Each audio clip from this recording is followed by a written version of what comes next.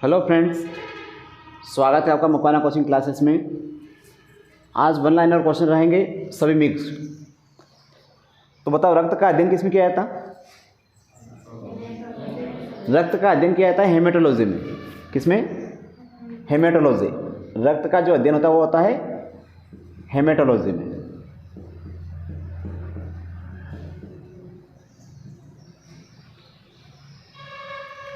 Elisa जो test होता है, एलिसा, इनका संबंध किससे है? एड्स से। वेनिला टेस्ट का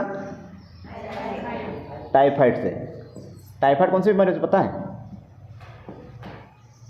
टाइफाइड जो बीमारी होती है वो कौन सी है? अरे वो बीमारी कौन सी है आपको पता हो? वाला लक्षण किस?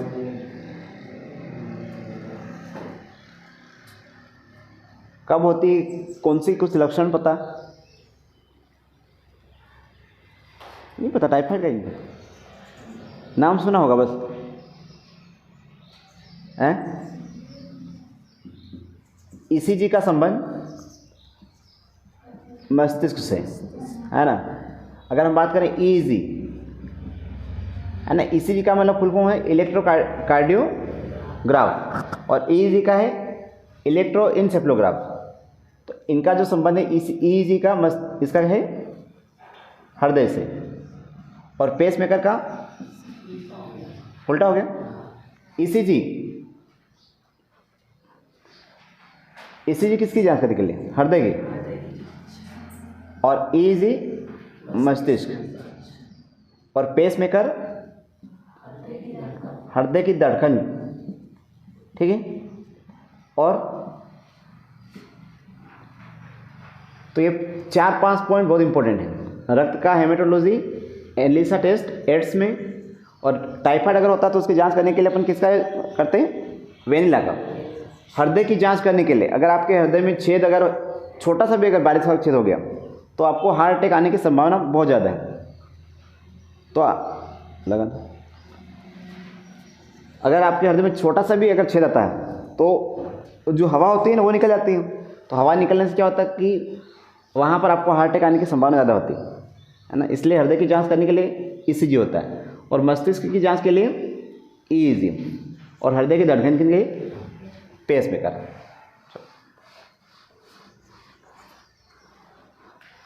अगला लिखो।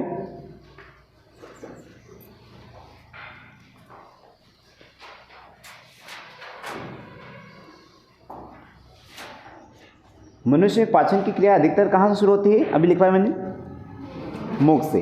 और जो मनुष्य में पाचन की क्रिया सबसे अधिक किस भाग में होती है? तो छोटे आंत में।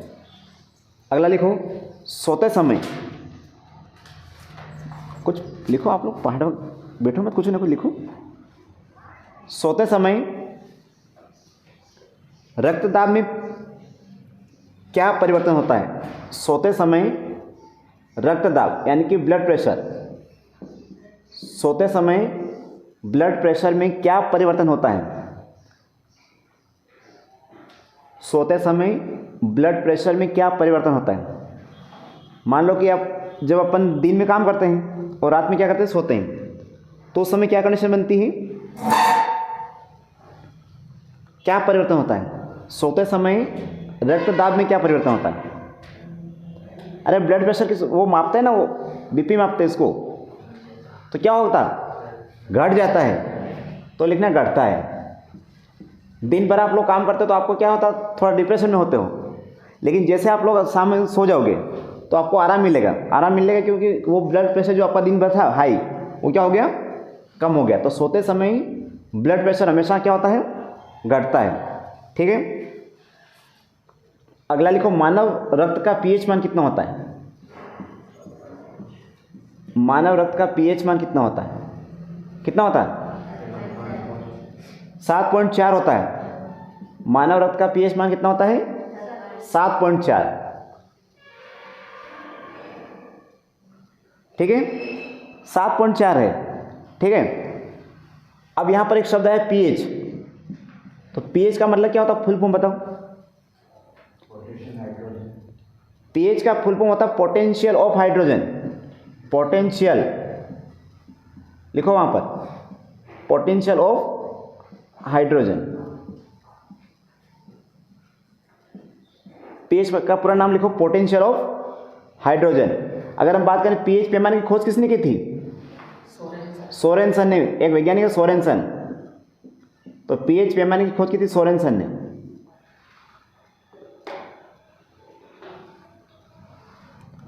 पीएच पैमाने की खोज किसने की थी? सोरेनसन ने।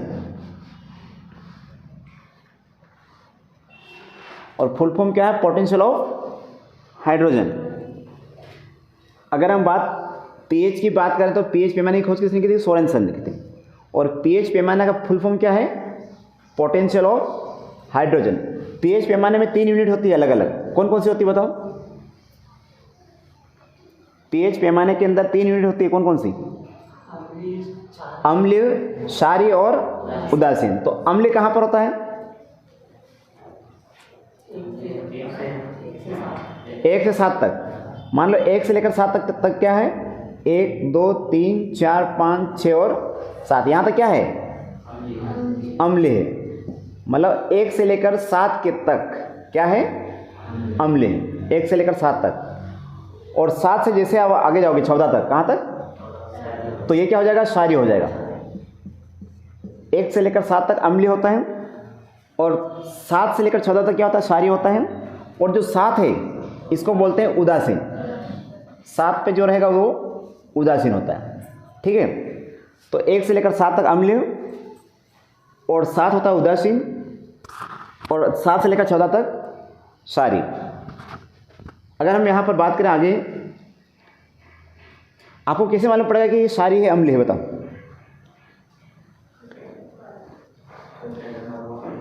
है ना, अम्ल हमेशा स्वाद में कैसे होते हैं? मैंने क्वेश्चन बड़ा रखे हैं। अम्ल और क्षार में अंतर।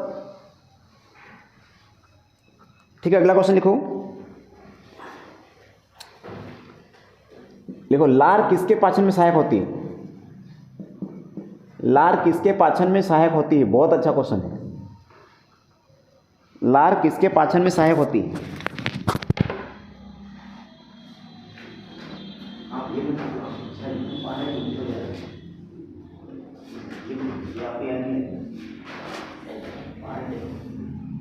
लार किसके पाचन में सहायक होती है? तो किसके यहाँ होती?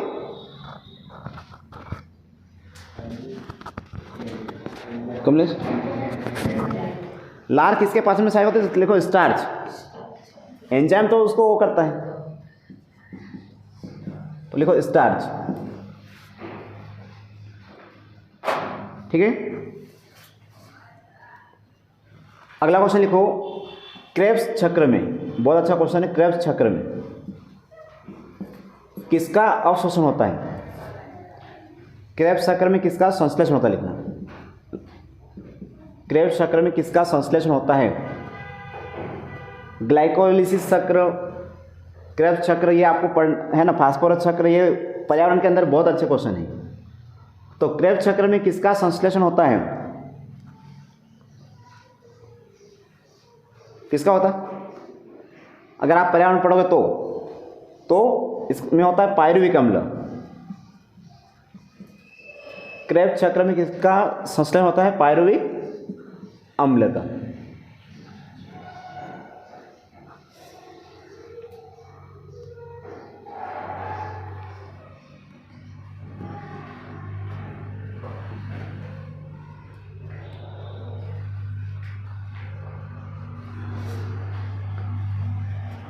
अगला लिखो, मानव शरीर में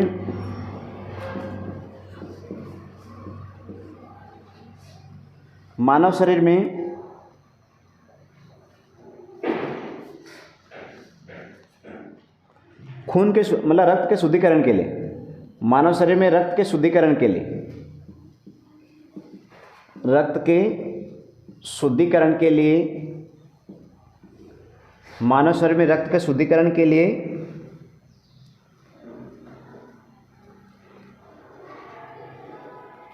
शुद्धिकरण की जो प्रक्रिया होती है, मानव शरीर में रक्त के शुद्धिकरण की प्रक्रिया को क्या कहते हैं?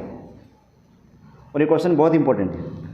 अगर किसी का खून खराब है तो उसके खून की जो जांच करने के लिए एक प्रोसेस होती है, उसके बाद मालूम पड़ता है कि व्यक्ति को आरबीसी चढ़ाना है, डब्ल्यूबीसी चढ़ाना है ना। और आप बोलते हैं ना रक्त की कमी हो गई आरबीसी की, तो ये उसकी एक जांच होती है कि मानव शरीर में रक्त के शुद्धिकरण, उसको शुद्ध करने के लिए एक प्रक्रिया होती है, प्रोसेस होती है, उसका नाम क्या है बता कमलेश। मानव शरीर में रक्त के शुद्धिकरण के लिए जो प्रोसेस होती है उसको क्या कहते हैं? लिखो डायलिसिस, इतना भी नहीं पता। डायलिसिस क्या बोलते हैं इसको? डायलिसिस। मानव शरीर में रक्त के शुद्धिकरण की जो प्रक्रिया होती है उसको कहते हैं डायलिसिस।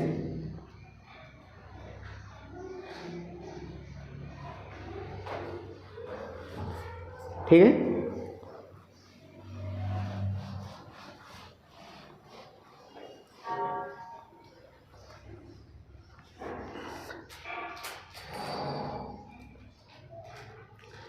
बताओ सिकंदर ने भारत पर आक्रमण कब किया था? बताओ, ये साइंस वाला क्वेश्चन खत्म हो गया इतिहास में।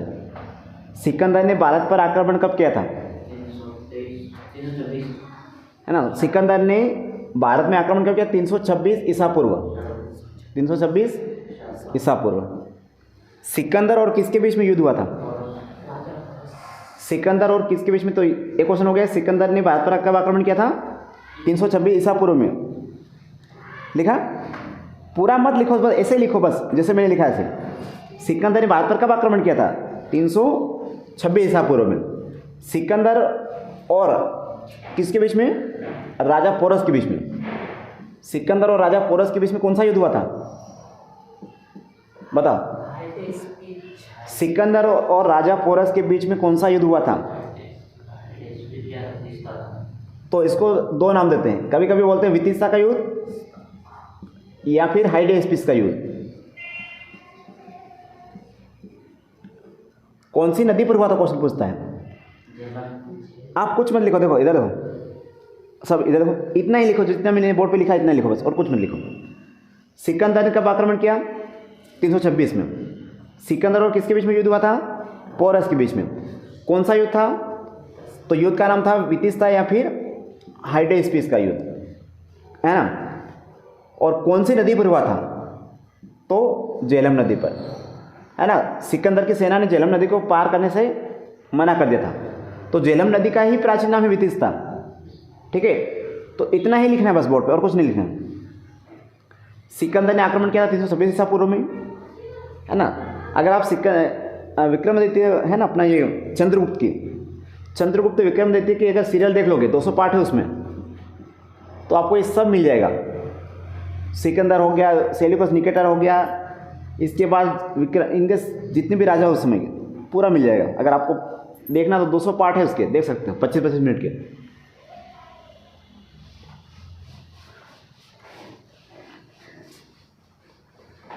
अगला लिखो कलिंग का युद्ध।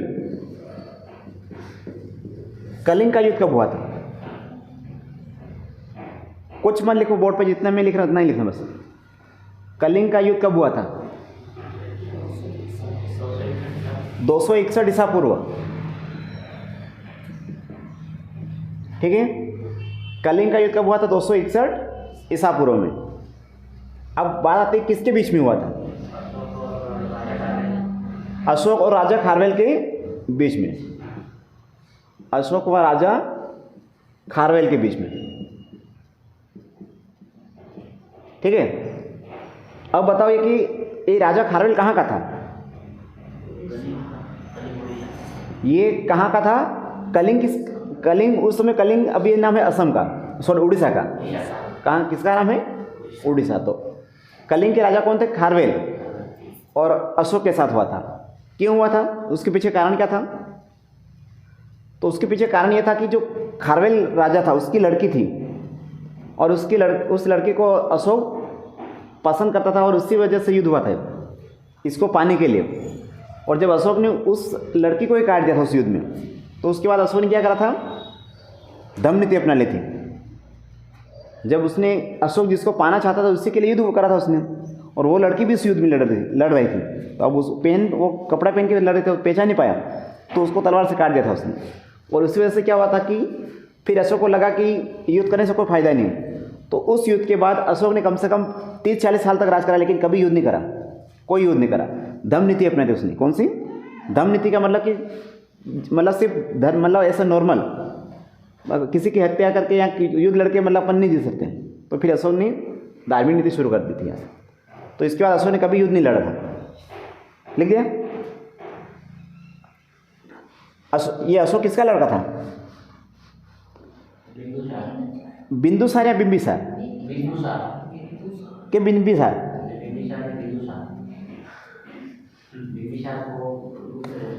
वीडियो बना।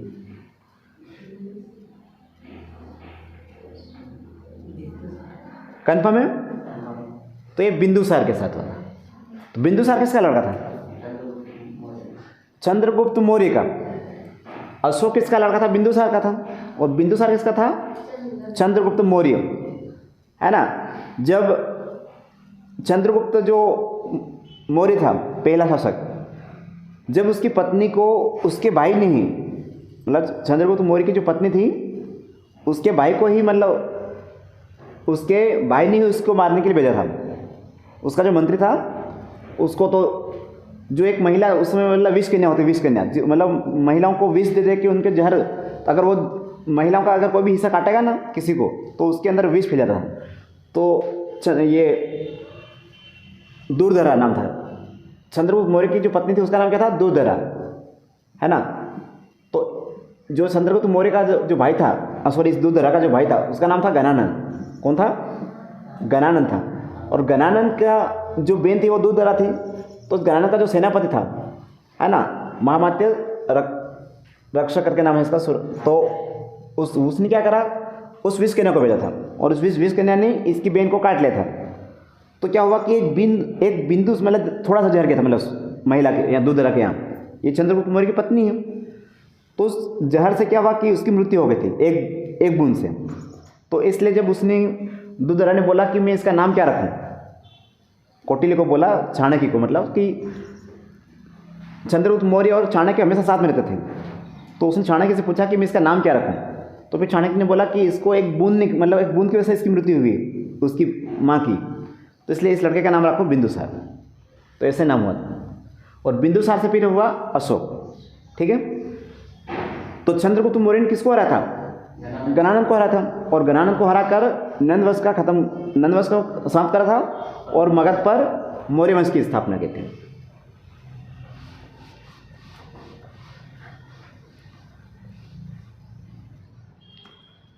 ओके, अगला क्वेश्चन बताओ कि भारत में आने वाला सबसे पहला मुस्लिम व्यक्ति कौन था? भारत में आने वाला, थोड़ा थोड़ा लिखते भी जाना है। भारत में आने वाला पहला मुस्लिम शासक कौन था? भारत में आने वाला पहला मुस्लिम शासक कौन था? यह क्वेश्चन आएगा कि भारत पर आक्रमण करने वाला पहला मुस्लिम शासक कौन था?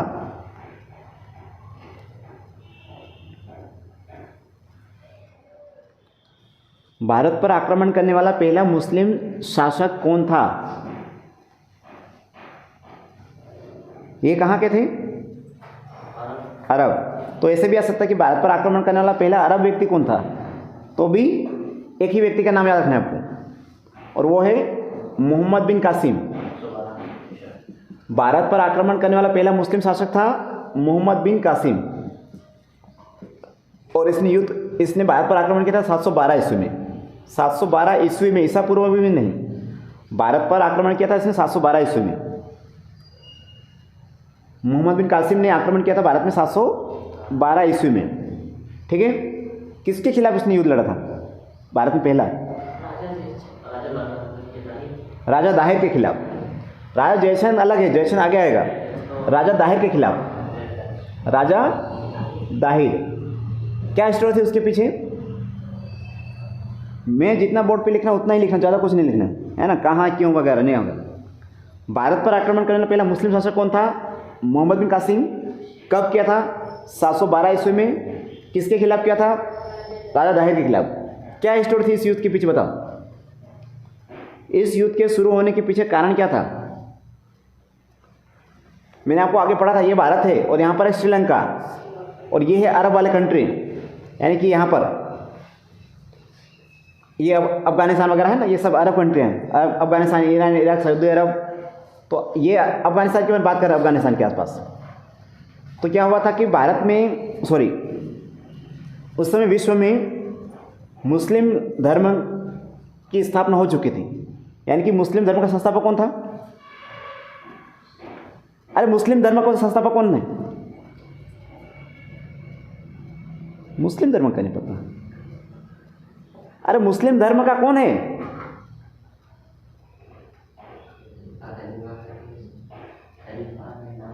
अरे मुस्लिम धर्म का इतना भगवान नहीं पता तुमको? कौन है मुस्लिम धर्म का? अरे भगवान कौन है ये तो बताओ। क्या अल्लाह बोलते हैं? कमलेश, क्या यार है ये? कमलेश ने बताया, इतना नहीं पता? क्या यार आप लोग कौन सी दुनिया में रहते हैं? पैगंबर मोहम्मद साहब, थोड़ा टाइम निकाल के पढ़ा करो। इतना भी नहीं पता फिर क्या मतलब? पैगंबर मोहम्मद साहब, मुस्लिम धर्म का जो संस्थापक था वो पैगंबर मोहम्मद साहब थे। इनका जो जन्म हुआ था 570 ईस्वी में, ठीक है। तो यहाँ पर क्या हुआ कि इसकी जब मृत्यु हो गई, बात मत करो, मृत्यु हो गई, तो मृत्यु होने के बाद क्या हुआ कि एक पद बना। क्या बना? इनकी मृत्यु के बाद एक पद बना दिया जो आगे इस धर्म को आगे बढ़ाएगा, और उस पद का नाम था खलीफा। क्या था? खलीफा। क्या था? मतलब मोहम्मद साहब के बाद जब उनकी मृत्यु हो गई थी उसके बाद एक पद बना था जिसका नाम क्या है? खलीफा। तो पहला जो खलीफा बना था वो था अबू बकर।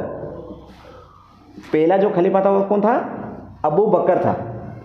और इस अबू बकर ने क्या करा, जैसे यहाँ पर ये इंडिया है और उसके नीचे श्रीलंका है, ठीक है, ये इंडिया है और उसके नीचे श्रीलंका है, और ये है अरब कंट्री यानी कि अफगानिस्तान वगैरह। तो ये खलीफा कहाँ था? ये अरब कंट्री में था। तो अब क्या हुआ कि यहाँ जो अफगानिस्तान का सामान है, अरब कंट्री का सामान का था श्रीलंका में।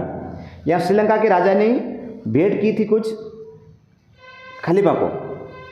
श्रीलंका के राजा ने भेंट दी थी, श्रीलंका के राजा ने खलीफा को।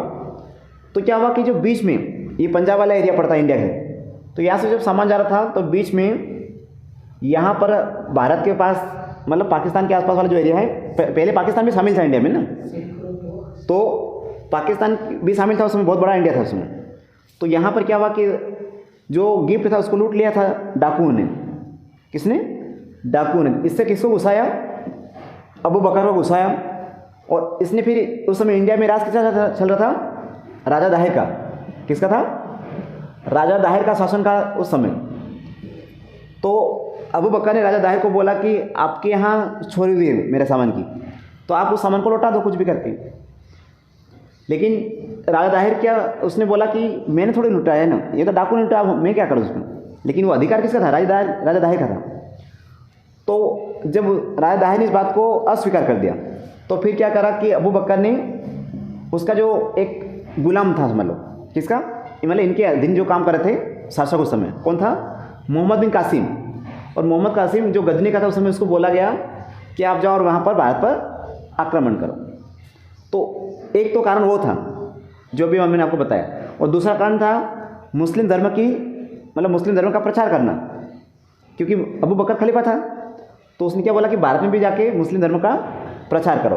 तो इसी वजह से इसको भारत में आना पड़ा था। और ये फिर पाकिस्तान के आसपास एरिया था सिंध। कौन सा? सिंध आक्रमण। इसको बोलते सिंध आक्रमण। और ये हुआ था 712 में। तो ये कारण था, दो मेन प्रमुख कारण, है ना।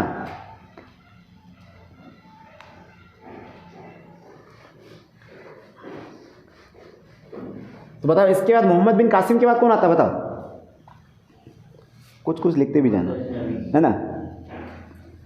इसके बाद कौन आता? मोहम्मद बिन कासिम के बाद कौन आता है? मोहम्मद गजनवी। आपके हिसाब से आपको जो लिखना है वो लिखते रहना, सिर्फ सुनना नहीं है। मोहम्मद गजनवी, मोहम्मद बिन कासिम गया, और मोहम्मद बिन कासिम के बाद आता है मोहम्मद गजनवी। मोहम्मद गजनवी का कोई फेमस युद्ध?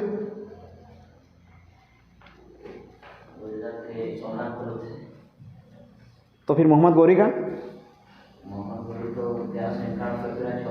तो सोमनाथ का मंदिर जो आप बोल रहे हो वो कब हुआ था? 1025 में हुआ। ठीक है। मोहम्मद गजनवी का एक फेमस युद्ध है, कौन सा? सोमनाथ का मंदिर। कौन सा? सोमनाथ का मंदिर कहाँ पर है? गुजरात में है। तो मोहम्मद बिन गजनवी ने क्या करा था? सोमनाथ के मंदिर को लूट लिया था। क्या करा था? सोमनाथ के मंदिर को लूटा था किसने? मोहम्मद गजनवी ने। और ये घटना है 1025 की, 1025 ईस्वी में। ठीक है। सोमनाथ के मंदिर को मोहम्मद बिन गजनवी ने 1025 ईस्वी में लूटा था। जब मोहम्मद बिन गजनवी इस मंदिर को लूट के भाग रहा था, मतलब वापस जा रहा था, तो इसको बीच में किसने रोका था? गुजरात का एक शासक था। गुजरात का एक शासक है सोलंकी वंश का।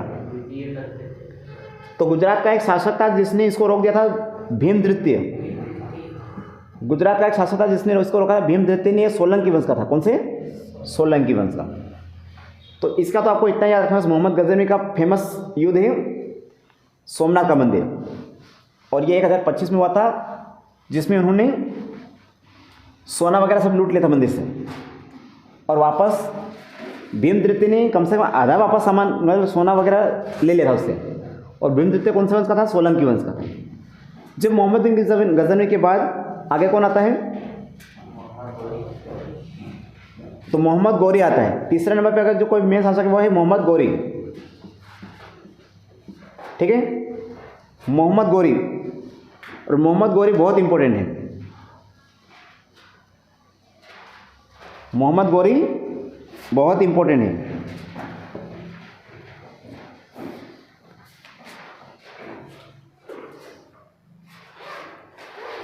मोहम्मद गौरी के बारे में कुछ बताओ। मोहम्मद गौरी के 3 प्रमुख युद्ध याद रहना चाहिए। बोलो तो अच्छे से बोलो। मोहम्मद गौरी का पहला युद्ध, मोहम्मद गौरी का पहला युद्ध 1191 में तराइन के मैदान में हुआ था, जिसमें पृथ्वीराज चौहान की विजय हुई थी। दूसरा युद्ध हुआ था अगले साल 1192 में, तो वो होता है तराइन का दूसरा युद्ध। कौन जीता था उसको? मोहम्मद गौरी जीता था। उसके बाद एक युद्ध और होता है 1194 में, छंदावर का युद्ध। इसको कौन जीता था? मोहम्मद गौरी। और उसके बाद है ना, यहाँ 3 युद्ध था बहुत इंपॉर्टेंट गौरी के। तराइन का पहला युद्ध लिखो, तराइन का पहला युद्ध ये हुआ था 1191 में पृथ्वीराज चौहान के साथ। पृथ्वीराज चौहान के साथ। इसमें जीता था कौन था? पृथ्वीराज चौहान।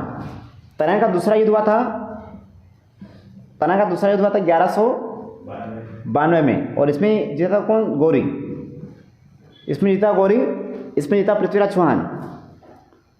और तीसरा एक युद्ध और फेमस है इसका, छंदावर का युद्ध। और छंदावर का युद्ध हुआ था 1194 में, और इसको जीता था गौरी ने। गौरी व जयचंद के बीच में हुआ था, गौरी व जयचंद। और ये कन्नौज का राजा था, कौन? जयचंद।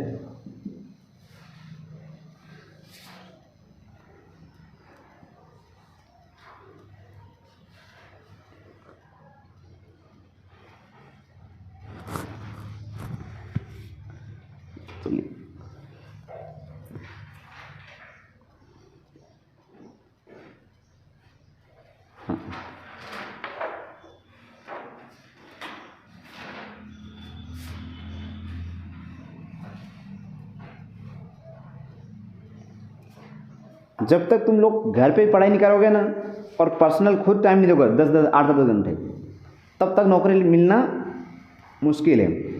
2-3 घंटे पढ़ के आप लोग नौकरी नहीं ले सकते। आपको जब तक फालतू काम जो है ना, उनको छोड़ना पड़ेगा। अगर आपने फालतू काम नहीं छोड़े तो सक्सेस होना बहुत नामुमकिन है। क्योंकि सक्सेस होने के लिए क्या चाहिए? तपस्या। और तपस्या करनी तो आपको सब कुछ छोड़ना पड़ेगा। दुनिया में बहुत सारी चीज़ें क्या है, आपको सिर्फ दिखाने के लिए, लेकिन उनसे आपको कोई फ़ायदा नहीं होगा। अपने आप पे अगर समय दोगे तो ही फायदा होगा, दूसरे को समय दोगे तो बर्बाद हो जाओगे। अपना समय किसी को मत दो। तुम्हारे साथ यही हो रहा है। तुम लोग पढ़ना तो चाहते हैं कि एक टारगेट तो बना लिया कि ये पढ़ना है, ये करना है, वो करना है, लेकिन उसके लिए जो ज़रूरी है वो पता ही नहीं। मोहम्मद गौरी जब ये 3 युद्ध जीते थे, 3 युद्ध, है ना, इसके बाद क्या होता है कि मोहम्मद गौरी वापस जाता है। ठीक है, मोहम्मद गौरी वापस चला जाता है उनके देश में, लेकिन मोहम्मद गौरी का एक गुलाम था। मोहम्मद गौरी का एक गुलाम था जिसका नाम था कुतुबुद्दीन ऐबक।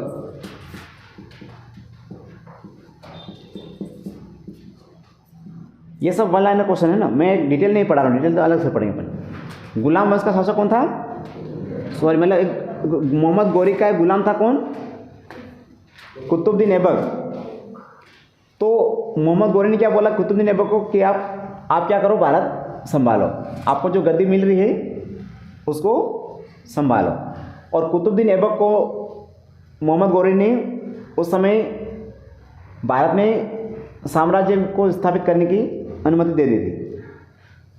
तो इसने क्या करा कुतुबुद्दीन ऐबक ने 1206 में, 1206 ईस्वी में, क्योंकि पूरे भारत में उस समय राज जो मतलब मेन अगर कोई शासक था तो उसमें पृथ्वीराज चौहान ही था, अजमेर का शासक था वो, लेकिन उस समय भारत में कोई अच्छा शासक था तो वो पृथ्वीराज चौहान था। अब उसको उसने हरा दिया था, तो इसलिए मोहम्मद गौरी को ये अनुमति मिल गई थी भारत में साम्राज्य स्थापित करने की। तो मोहम्मद गौरी का गुलाम कौन था? क्योंकि मोहम्मद गौरी की उम्र हो चुकी थी, तो उसने कुतुबुद्दीन ऐबक को बोला कि अब तो भारत पर राज करना। 1206 ईस्वी की बात है। और तब जाके कुतुबुद्दीन ऐबक क्या करता है? दिल्ली सल्तनत की स्थापना करता है। इसकी दिल्ली सल्तनत की स्थापना करता है। दिल्ली सल्तनत की स्थापना करता है कौन? कुतुबुद्दीन ऐबक। और ये कब करता है? 1206 में। तो कुतुबुद्दीन ऐबक कौन से वंश का था? इसलिए उसको बोला था कि वो गुलाम था। किसका? क्योंकि कुतुबुद्दीन ऐबक कहीं मार्केट से ये कुतुबुद्दीन ऐबक को गौरी मार्केट से ले आया था मूल कीमत देके, है ना। जैसे चंद्रगुप्त मौर्य को भी कीमत पे खरीदा गया था। चंद्रगुप्त मौर्य के जब आप पढ़ोगे ना तो उसको भी खरीदा गया था, वो है ना, वो बाद में मालूम पड़ता कि वो उसका लड़का वगैरह, लेकिन पहले उसको खरीदा गया था, है ना। तो ऐसे कुतुबुद्दीन ऐबक को भी मार्केट से खरीदा गया। तो ये किसका गुलाम था? गौरी का गुलाम था। तो इसने इसका वंश कौन सा हो गया? गुलाम वंश हो गया। ठीक है। तो दिल्ली सल्तनत के अंदर आपको 5 वंश मिलेंगे। कितने? 5। कौन कौन से? गुलाम वंश, खिलजी वंश, तुगलक वंश, सैयद वंश और लोधी वंश। ठीक है, ये 5 वंश आपको मिलेंगे दिल्ली सल्तनत के अंदर। आपको यहाँ सिंपल से क्या याद रखना है? गुलाम वंश की स्थापना किसने की थी? कुतुबुद्दीन ऐबक ने कब की थी? 1206 से। 1206 से लेकर 1290 तक। ठीक है, 1206 से लेकर 1290 ईस्वी तक। खिलजी वंश ने कब की थी? खिलजी वंश की स्थापना किसने की थी? जलालुद्दीन खिलजी ने की थी। कब की थी? जलालुद्दीन खिलजी। 1290 से 1320। 1290 से 1320। तुगलक वंश की स्थापना किसने की थी? किसने की थी? गयासुद्दीन तुगलक ने की थी। गयासुद्दीन तुगलक ने। कब की थी? उस समय उसका नाम था जुना खान, लेकिन उसने गद्दी में बैठा उस समय गयासुद्दीन तुगलक हो गया था। 1320 से लेकर 1414 तक। और फिर आता सैयद वंश। और सैयद वंश की स्थापना कब की थी? 1414 से लेकर 1451 तक। ठीक है, किसने की थी? खिलजी खान ने। और इसके आता लोधी वंश। तो लोधी वंश की स्थापना की थी बहलोल लोधी ने। बहलोल लोधी ने कब की थी? 1451 से लेकर 1526 तक। और लोधी वंश का अंतिम शासक कौन था? सिकंदर नहीं, इब्राहिम लोधी। लोधी वंश का अंतिम शासक था इब्राहिम लोधी। लोधी वंश का अंतिम शासक कौन था? इब्राहिम लोधी। ठीक है, लोधी वंश का अंतिम शासक था इब्राहिम लोधी। और फिर क्या होता है? ये तो मैं आपको मेन चीज़ें पढ़ा रहा हूँ, जब अपन डिटेल से पढ़ेंगे वो अलग है, ये सिर्फ रिवीजन के लिए। तो इब्राहिम लोधी जब अंतिम शासक था तो इब्राहिम लोधी, अब मैं यहाँ से आपको समझाता हूँ स्टोरी। और एक स्टोरी और आती है।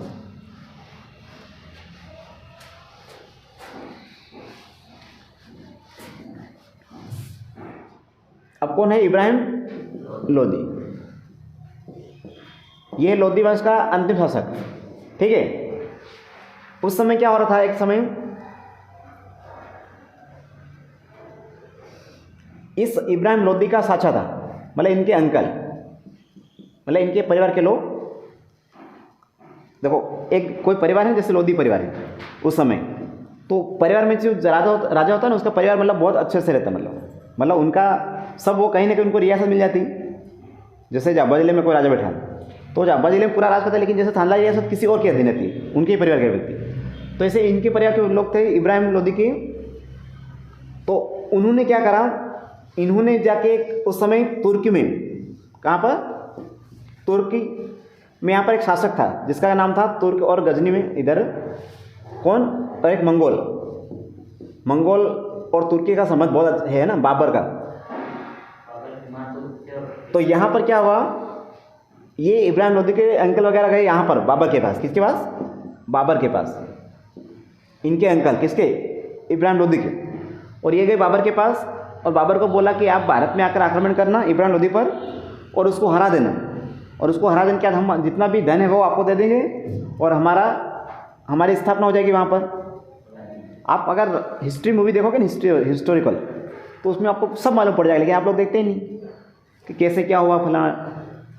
तो ये जो बाबर को जब इसने बोला, इनके अंकल ने, तो वहाँ पर क्या हुआ कि इब्राहिम लोदी को, बाबर को, कि आप भारत में आओ और आक्रमण करना, और आक्रमण करके इसको हरा दो, इसके बाद हम आपको जितना भी धन है वो दे देंगे और आप चले जाना वापस, और हम भारत में राज करेंगे।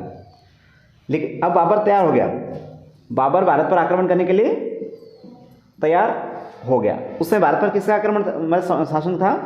इब्राहिम लोदी का था। अब क्या होता कि जब बाबर भारत में युद्ध करता है, पहला युद्ध कौन सा है? 1526 में कौन सा? पानीपत का पहला युद्ध है ना। पानीपत कहाँ पर है?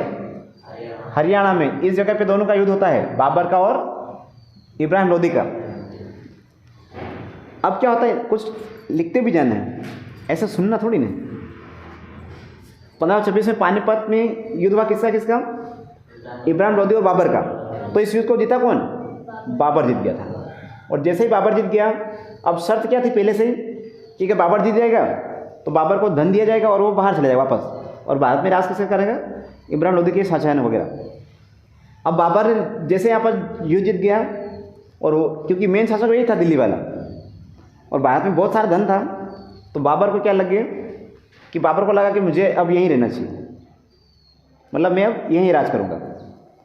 तो बाबर ने क्या करा, इनके अंकल वगैरह को मना कर दिया, मैं नहीं जाऊँगा और मैं यहाँ पर शासन करूँगा। तो अब कंडीशन क्या बनी, बस बाबर को राज करना है भारत में। तो अब बाबर क्या करता है, भारत में किसकी स्थापना करता है? मुगल वंश की। किसकी स्थापना करता है? मुगल वंश की स्थापना करता है। ऐसे मुगल वंश की स्थापना होती है। ठीक है। बाबर ने यहाँ से बहुत सारे युद्ध लड़े, फिर बाबर का हुमायूं आएगा, फिर अकबर आएगा, फिर शाहजहाँ, जहांगीर, औरंगजेब वगैरह अपन पढ़ेंगे, है ना। वो डिटेल क्लास अलग होंगी, ये सिर्फ सिंपल फैक्ट है।